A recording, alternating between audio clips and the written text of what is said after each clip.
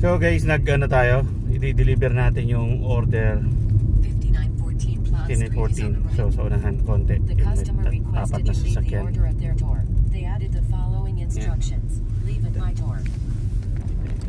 Jonathan, yan yung didelibera natin. Malabo yung camera ko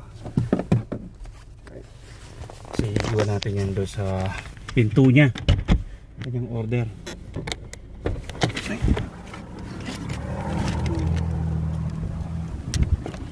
Dalawa order nang nakuha natin yun.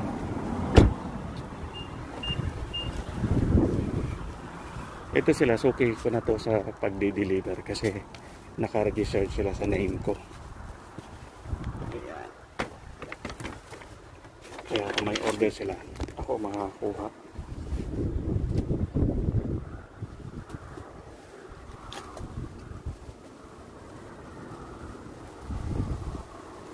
Right, ganun lang.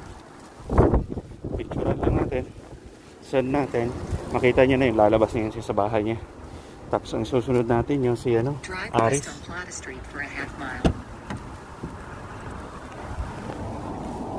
Si Aris nasa unahan lang din. Ito dalawa kasing order natin. Bisa natin kasi 3 minutes lang yung video. Bisa natin. Si Aris guys, nandyan sa unahan. So madali lang siguro, sana aabot tayo sa oras. Yan yung mga bahay dito. Dito sa dinideliveran ko guys,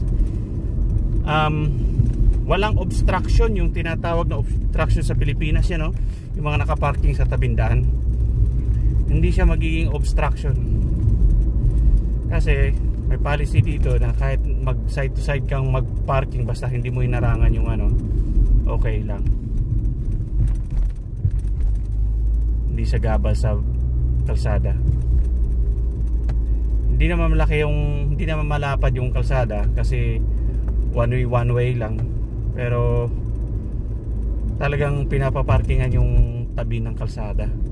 Road parking. Pag nag-exit yung mga sasakyan mo sa garahe mo. So malapit na tayo kay ano?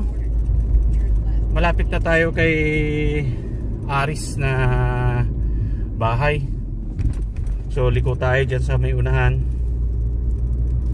Tapos hatid natin si Aris yung mga bahay dito guys. Kita nyo naman. Ang daming bahay pero walang tao. Ang daming bahay walang tao.